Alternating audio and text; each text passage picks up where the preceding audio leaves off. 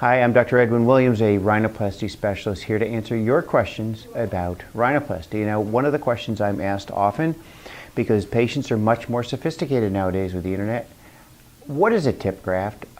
Do I need a tip graft? And how do you do a tip graft? How do you put it in?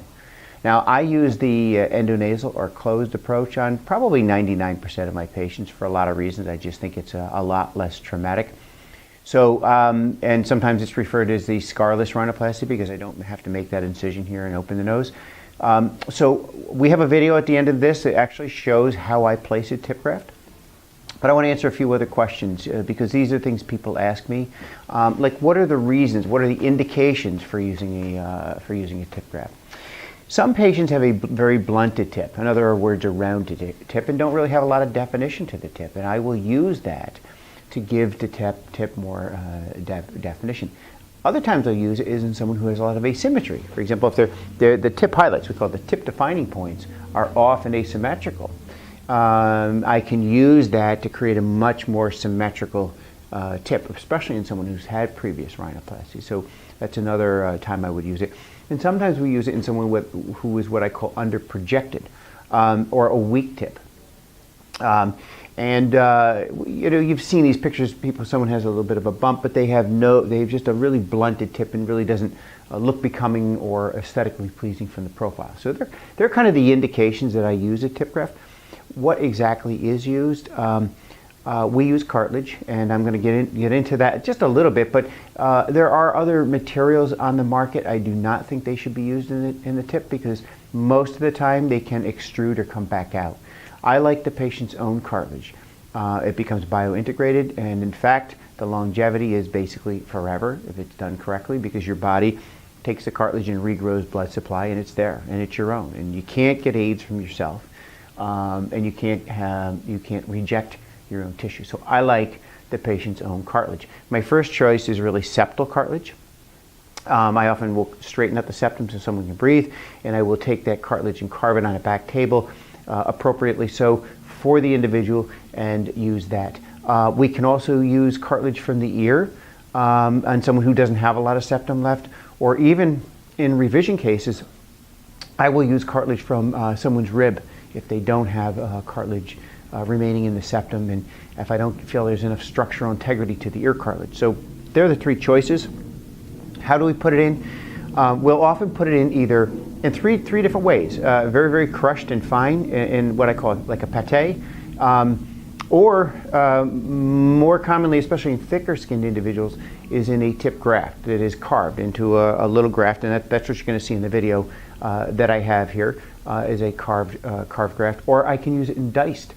Sometimes if people have thinner skin and it's easier to see the tip graft, I will use diced cartilage and put that in very precisely through the endonasal or closed approach, avoiding that incision. So I hope you found this useful. Here's a little video that shows me putting in a tip graft that is a graft. It's not a diced cartilage, but you can watch it in the video. Yes. Okay. So in this patient, we're going to place a tip graft, and placing a tip graft through an endonasal approach is really nothing more than just placing a graft adhering to the pocket principle that we use anywhere else. Now, the thing that's important to realize is that you don't want the tip graft up higher than the tip defining point. In fact, that's the highest point of the tip graft. This patient has thin skin, so we also want to bruise or crush the tip graft so that you don't see the edges. But we want just a little bit more projection or strength in the area of the tip. We've already placed a Collier-Miller strut in as well. Tiny double prong, please, and a Q-tip. Okay. All right, 15. Actually, let me have a wide double prong. So the pocket principle is nothing more than making your incision and developing a pocket just the size of the graft. Really no bigger, if anything just a tiny bit smaller. As a result, when you put the graft in the pocket, there's no reason to have to suture or anchor it in place. So we'll make our incision here.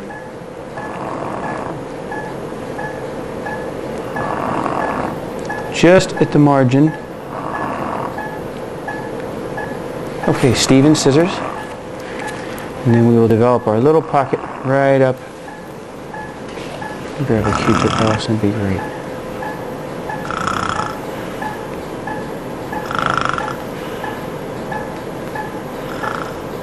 And again, using Stephen's scissors allows us, tiny double prong back place, allows us to spread without tearing, as you may be with a sharp curved iris, and develop a little pocket. Again, you see, we're right up into the pocket, and we use the marking on the skin to give us use it as a guide, so that we're not dissecting any further than we want. Okay, so we put that pocket, we put the cartilage graft in there, it doesn't move. Okay, so we've made our pocket. 2 dry sponges, please. And then I'd like the tip graft up here. Okay, so here's our tip graft, and in this patient's case, we really want to crush or bruise this because she has thin skin. Again, this isn't going to give a lot of projection, but it will give a little something in conjunction with the strut. Now I'd like to add some forceps. There we go. Okay, so just really go around the perimeter of it, crush it, providing it's not totally macerated. There are studies to show that there's nice longevity to these tip grafts, or cartilage placed anywhere else for that matter, which you can see.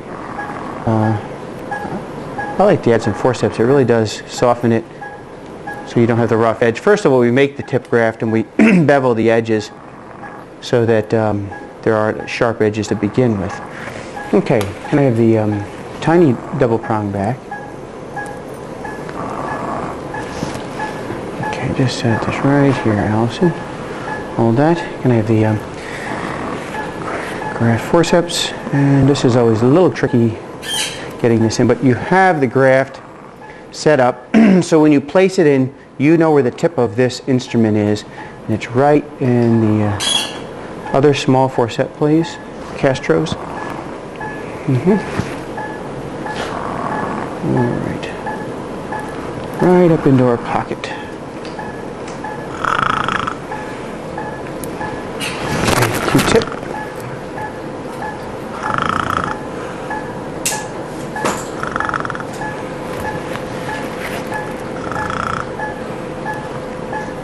Oh, that was very nice. Looks like we won't be taping this. Q-tip. Take that out.